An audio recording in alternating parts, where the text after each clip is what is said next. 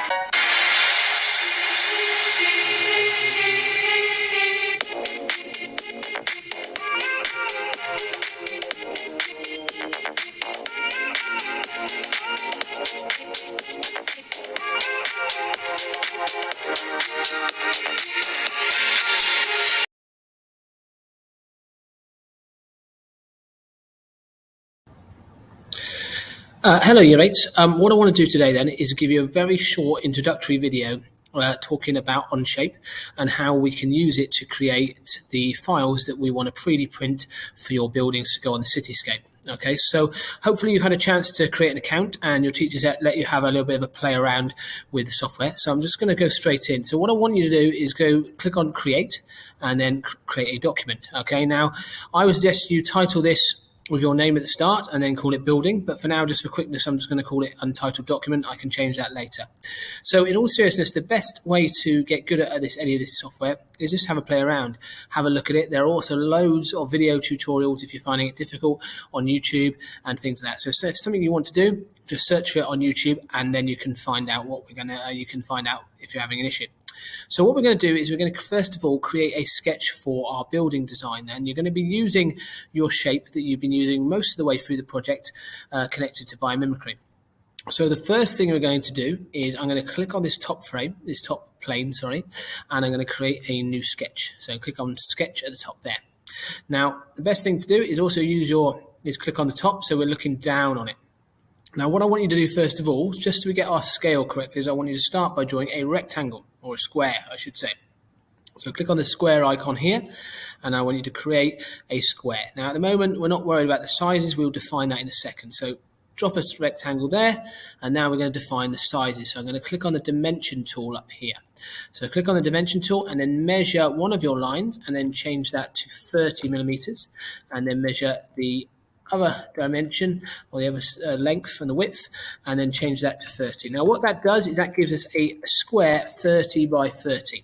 Okay, and the reason we're doing that is because that's a basic plot size on our building. So we don't want our building size to be any bigger than 30 by 30. Now what I want you to do now is, working within that 30 by 30 square, I want you to try and create your shape. So this is one of your creations that you use for your tile. So I'm going to try and draw this outside shape here and then try and think about turning that into a building. Okay, so the best tools to use for this are probably the straight line tool and also the spline tool, but you can use any of these sketch tools at the top if they might be useful to help you do your designs. So I'm going to use the line tool because most of mine will be created in straight lines, and I'm going to start by, as I said, drawing this shape here. So I'm going to draw a straight line across the top. Okay, then bring that down. At the moment I'm not worried about my rounded edges. Then I'm going to bring it down here. Then I'm going to bring it back to here, and then I'm going to go straight up. Now notice it's pretty substantially fills the box, but it doesn't go outside it. Okay, it's nice, it fits, use most of this area, but it doesn't go outside. So I know it fits into my square. Now what I'm going to do now, just so it looks a little bit more realistic, I'm going to fillet it. So I'm going to use this fillet tool and I'm going to give the rounded edges. So this has a rounded edge at this corner and this part here. So I'm going to click on this rounded edge and then make that rounded. So I can adjust the radius on that rounded edge. Then I'm going to left click to finish that off.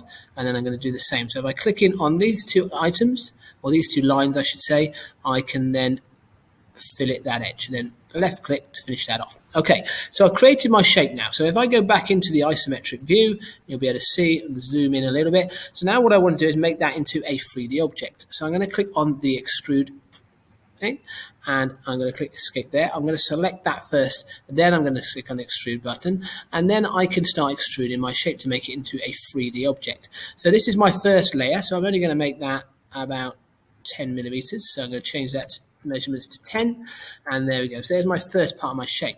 Now what I'm going to do is I'm going to bring this up slightly further. So I'm going to click on the top surface, I'm going to click on new sketch, and then I'm going to draw something, another line on there. So I'm just going to click on the line tool, and then I'm going to bring up, draw a line across there, and click escape, and then when I go back to finishing that sketch, and I should be able to just extrude another part of it, and then it starts to look a little bit more like a building.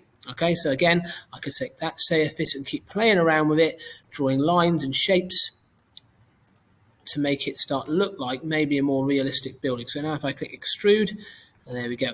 So there you go, just a real quick play around there. Just use it, starting with my basic shape and then extrude it. Now the maximum height we want you to do your buildings is around 70 millimeters, okay? But have a play around, have a look at some of the examples I've given you, and I hope this video is helpful as a bit of a start off point.